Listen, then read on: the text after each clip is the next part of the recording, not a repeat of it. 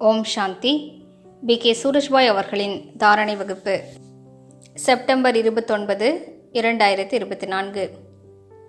நாம் பிரம்மா பாபாவை போன்ற முழுமையான தூய நிலையை தாரணை செய்ய வேண்டும். பிரம்மா பாபா 3 விசேஷத்தன்மைகளை பின்பற்றினார். நிராகார நிலை, முழுமையான விகாரங்களற்ற நிலை மற்றும் அகங்காரமற்ற நிலை. எப்போது ஒரு யோகி ஆத்மா தனக்குள் இருக்கும் அகங்காரத்தை முழுவதுமாக நீக்கிவிடுகிறாரோ அவர் முற்றிலும் மாசற்றவராக ஆகிவிடுகிறார்.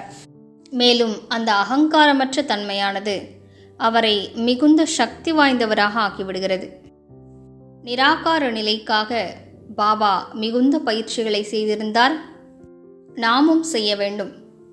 அஷ்டரத்தினங்களின் அடையாளமே நொடியில் அவர்கள் உடல் உணர்விலிருந்து விலகிவிடுவார்கள். அதாவது நொடியில் மனம் அமைதியாகி தனது ஆத்மஸ்வரூபத்தில் நிலைத்து விடுவார்கள். கடைசியில் ஒரு தந்தையை தவிர வேறு யாருடைய நினைவும் அவர்களுக்கு வராது. மேலும் மிகுந்த சகஜமான நிலையில் உடலை விட்டு செல்வார்கள். எதுவுமே நடக்காததை போன்று, இங்கே இருந்தார்கள் அங்கே சென்று விட்டார்கள் என்பது போன்று இருக்கும். இடையில் ஒன்றுமே நடக்காததை போன்று பாபாவின் நினைவில் சென்று விடுவார்கள். பாபாவின் நினைவில் ஆத்மா உடலை விட்டு செல்வது என்பது மிகப்பெரிய பலனை கொடுக்கக்கூடிய விஷயமாகும். மேலும் நாம் விகாரங்களற்றவராக ஆக வேண்டும். மாயையினுடைய 5 விகாரங்கள் மற்றும் அவற்றின் சூக்ஷ்மமான சொரூபங்களின் மீது கூட வெற்றியடைய வேண்டும்.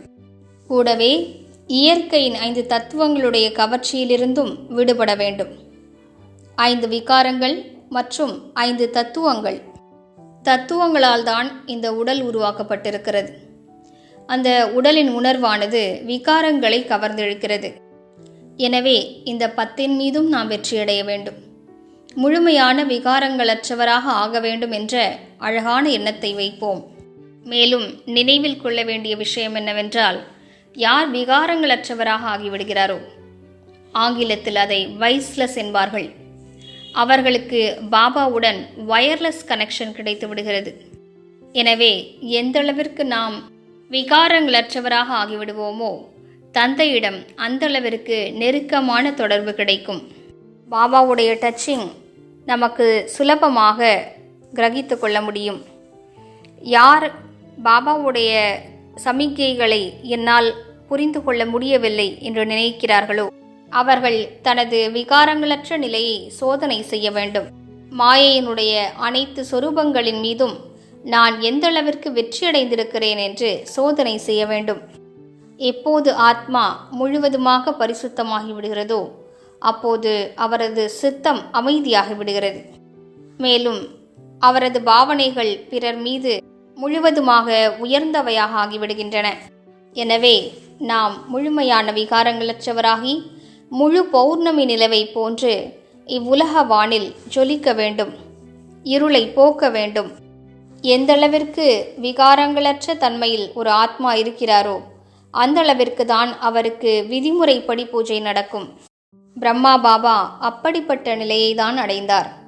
அதனால்தான் இன்று அவர் சமமான நிலையில் இருக்கிறார். இன்று முழு நாளும் பயிற்சி செய்வோம். நான் பரம தூய்மையான ஆத்மா ஆவேன். நான் தூய்மை தன்மையின் சூரியனாவேன். இதனை பயிற்சி செய்வதன் கூடவே பாபாவிடமிருந்து தூய கிரணங்களை பெற்றுக்கொண்டே இருப்போம். மிகுந்த சகஜமான ரூபத்தில் பாபாவிடமிருந்து தூய ஒளிக்கிரணங்கள் என் மீது பொழிந்து கொண்டே இருக்கின்றன என்று நினைவு செய்வோம். நாம் நடந்தாலும் திரிந்தாலும் நம் மீது சிவ தந்தையின் தூய அதிர்வலைகள் பொழிந்து கொண்டே இருக்கின்றன. நாம் எங்கெல்லாம் செல்கிறோமோ, எங்கெல்லாம் பார்க்கிறோமோ தூய அதிர்வலைகள் பரவுகின்றன. இயற்கைக்கும் நமது தூய அதிர்வலைகளின் உதவி கிடைக்கிறது. தண்ணீரை பார்த்தால் அதற்கும் தூய அதிர்வலைகள் கிடைக்கின்றன. மலைகளை பார்க்கிறோம், அங்கும் தூய அதிர்வலைகள் பரவுகின்றன. அனைத்து உயிரினங்களுக்கும் நமது தூய அதிர்வலைகள் கிடைத்து கொண்டிருக்கின்றன. இவ்வாறு பயிற்சி செய்து கொண்டே இருப்போம். எனவே வாருங்கள், இவ்வாறு நாம் இன்று முழு நாளும் இந்த முழு இயற்கைக்கும் தூய்மை தன்மையினுடைய அதிர்வலைகளை தானமாக வழங்குவோம். நம்மை சுற்றியுள்ள சூழலை மாசற்றதாக பரிசுத்தமானதாக ஆக்குவோம். ஓம் சாந்தி.